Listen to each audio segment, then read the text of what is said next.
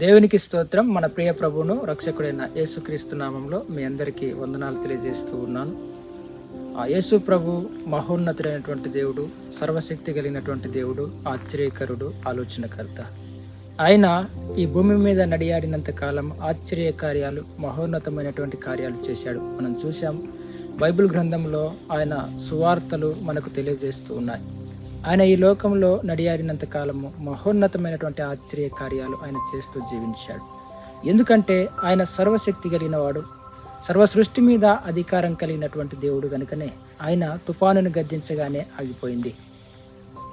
ఆయన రోగములన్నిటి మీద అధికారం కలిగినటువంటి దేవుడు కనుకనే ఎంతటి భయంకరమైనటువంటి రోగినైనా ఆయన స్వస్థపరిచి ఉన్నాడు. ఆయన దెయ్యముల మీద అధికారం కలిగిన వాడు కనుక ఎంతోమంది దెయ్యముల చేత పట్టి పీడించబడుతూ ఉంటే, అపవిత్రాత్మల చేత పట్టి పీడించబడుతూ ఉంటే వారిని విడిపించినటువంటి దేవుడు. ఎందుకంటే ఆయన సర్వాధికారి, సర్వశక్తిమంతుడు, సమస్తము మీద ఆధిపత్యం కలిగినటువంటి దేవుడు, సమస్తానికి అధికారం కలిగినటువంటి దేవుడు. యేసు ప్రభు అంత గొప్ప దేవుడు. ఆయన సర్వోన్నతుడైనటువంటి మహోన్నతుడైనటువంటి దేవుడు. అటువంటి దేవుణ్ణి ఇప్పుడు ప్రపంచంలో ప్రతి మారుమూల ప్రాంతంలో ఉన్నటువంటి ప్రతి మనిషికి కూడా కావలసినటువంటి దేవుడు. చాలామంది అనుకుంటారు, గ్రామాల్లో అనుకుంటారు, యేసు ప్రభు కేవలము బడుగు బలహీన వర్గాలకు సంబంధించినటువంటి దేవుడు అనుకుంటారు. అయితే రాష్ట్రాలలో, దేశాల్లో అనుకుంటారు కదా, ఆయన మన రాష్ట్రానికి సంబంధించిన దేవుడు కాదు, మన దేశానికి సంబంధించినటువంటి దేవుడు కాదు అని మన ప్రజలు అనుకుంటూ ఉంటారు. కానీ వాస్తవానికి ఆయన అమెరికా దేశీయుల దేవుడు కాదు, ఇంగ్లాండ్ దేశస్థులైనటువంటి తెల్లవాళ్ళ దేవుడు కాదు. ఆయన పుట్టింది ఇజ్రాయెల్ దేశంలో. ఇజ్రాయెల్ దేశం ఇప్పుడు వాస్తవానికి ఆసియా ఖండంలోనే భాగమైంది. ఆయన ఆసియా ఖండం అంటే భారతదేశము ఏ ఖండంలోనైతే ఉందో ఆ ఖండానికి చెందినటువంటి దేవుడే, మన ఖండానికి సంబంధించినటువంటి దేవుడే. ఆయన అమెరికా తెల్లవాళ్ళకు సంబంధించినటువంటి దేవుడు కాదు. ఒకప్పుడు అమెరికన్స్కి ఆ దేవుడు తెలియదు, ఇంగ్లీష్ వాళ్ళకి ఆ దేవుడు అంటే తెలియదు. ఎప్పుడైతే సువార్త బైబిల్లో ఉన్నటువంటి అపోస్తులైనటువంటి పౌలు ద్వారా సువార్త ఎప్పుడైతే ఆ ప్రాంతానికి వెళ్ళిందో, అక్కడ బండిపోటుదారులు, భయంకరమైనటువంటి ప్రజలైనటువంటి ఆ ప్రజలు క్రీస్తు యొక్క సువార్తను అంగీకరించిన వెంబటే వారి సమాజంలో నైతికమైనటువంటి ప్రవర్తన, గొప్ప అభివృద్ధిని వారు సాధించారు.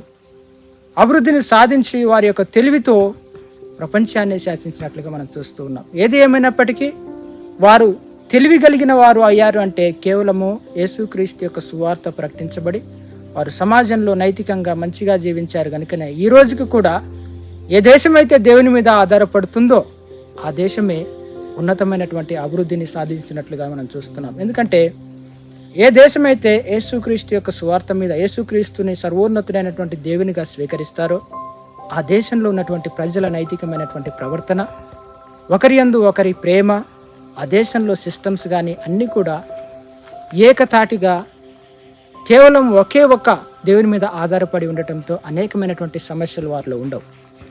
మన దేశంలోనైతే అనేకమైనటువంటి సమస్యలు, కుల సమస్య, మతాల మధ్య సమస్యలు, కులాల మధ్య సమస్యలు, కులాల మధ్య పోరాటాలు, మతాల మధ్య పోరాటాలు, ఇవన్నీ కూడా దేశానికి ఆటంకమే, దేశ అభివృద్ధికి ఆటంకమే, దేశ ప్రజల యొక్క ఉన్నతమైనటువంటి అభివృద్ధికి, నైతిక అభివృద్ధికి, భౌతిక అభివృద్ధికి అన్నిటికీ కూడా ఆటంకంగానే ఉంటున్నాయి. కానీ నిజ దేవుణ్ణి తెలుసుకున్నటువంటి దేశాలు అభివృద్ధి పదంలో ముందుకు వెళ్తున్నాయి. ప్రజలు కూడా సంతోషంగా జీవిస్తున్నారు. ప్రజలు కూడా ఒకరి యందు ఒకరు ప్రేమానురాగాలతో వారు జీవిస్తున్నారు. కానీ మన ప్రాంతంలోనైతే అనేక మంది ఒకరినొకరిని ద్వేషభావం పెంచుకుంటూ దేశ అభివృద్ధికి భంగం కలిగించేవారు కూడా ఇక్కడ ఉన్నారు. కనుక ఎప్పుడైతే మన దేశము క్రీస్తు యొక్క ప్రేమను తెలుసుకుంటుందో, మన ప్రాంతము, మన ప్రజలు యేసుక్రీస్తు యొక్క ప్రేమను తెలుసుకుంటారో, ఒకరినొకరు ప్రేమిస్తారు గనుక, మనం ఒకరినొకరు ప్రేమించే బద్దులమై ఉన్నాము కనుక, ప్రేమించుకుంటూ సమాజం జీవిస్తుంది కనుక సమాజం ఆటోమేటిక్గా అభివృద్ధి చెందుతుంది. రాజకీయ నాయకులు అభివృద్ధి చేయాల్సిన అవసరం లేదు, ఏది కాదు. కానీ ఎప్పుడైతే సమాజము ఒక దేవుని మీద, సర్వశక్తి కలిగినటువంటి ఏకైక దేవుని మీద ఆధారపడి జీవించడం వలన దేశం బాగుపడుతుంది, దేశంలో ఉన్నటువంటి ప్రజలు బాగుపడతారు. కనుక కేవలము యేసుక్రీస్తు మాత్రమే